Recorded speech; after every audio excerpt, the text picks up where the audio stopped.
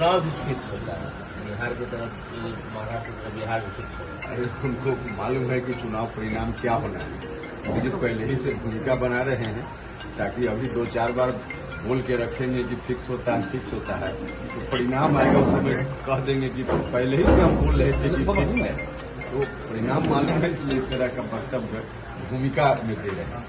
लगातार ये बात बोल रहे हैं कि ट्रंप ने फोन किया, फिर उन्होंने कहा कि नरेंद्र ने सरेंडर कर दिया, बात तो रुक नहीं रही। इस तरह के विषय पे राजनीतिक के लाभ के लिए चर्चा नहीं करनी चाहिए। देश के सम्मान का सवाल है, सेना के सम्मान का सवाल है, इसलिए ऐसी बातों को संकीर्ण राजनीतिक फायदे के लिए नहीं विवाद में लाना चाहिए। जो कुछ भी हुआ है पूरी दुनिया जानती है, देश जानता है कि किस तरह से सीज फायर का काम वहां हुआ है। राहुल गांधी के दलित तुरंत पे क्या कहेंगे? देखिए, सब उनका दिखावा है। दलित लोग तो एक मुश्त उनको वोट दिया करते हैं। आजादी के बाद से लेकर जो भी चुनाव हुए,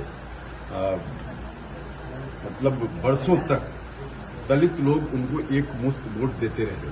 क्या किया दलितों के लिए उन्होंने? तो जिस वक्त मौका हुआ, केंद्र की सरकार लगातार, देश के कई राज्यों की सरकार लगातार, अब उस समय दलित का हित उनको नहीं सुझा।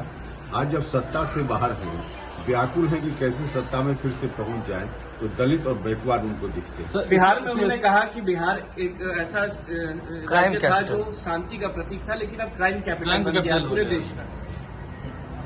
उनके मन में जो आता है बोलकर चले जाते हैं।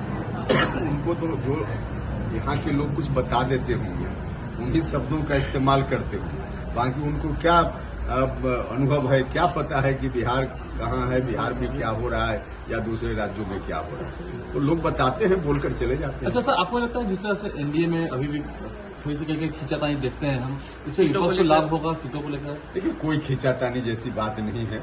अब आप लोग तिल का तार बना देते हैं तो उसमें फिर एनडीए की पार्टी क्या करेगी, लेकिन कोई खींचातान जैसा नहीं। आपने भी पिछली बार अलर्ट किया था कि यार लोकसभा ऐसा हुआ, ये बात स्ट्रेटजी बनाने की बात हम कर रहे हैं ना।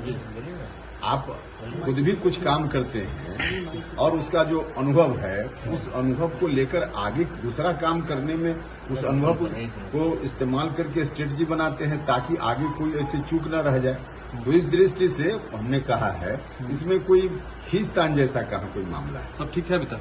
बिल्कुल 100%। सीतामढ़ी की घटना, एक दुकानदार ने 5 बच्चों के कपड़े उतार के गले में जूते की माला पहना दी और आरोप लगा कि इसने मेरी दुकान से टॉफी चोरी की। देखिए, नहीं, तो बिल्कुल अमानवीय व्यवहार है और सभ्य समाज में इस तरह की बात नहीं होनी चाहिए।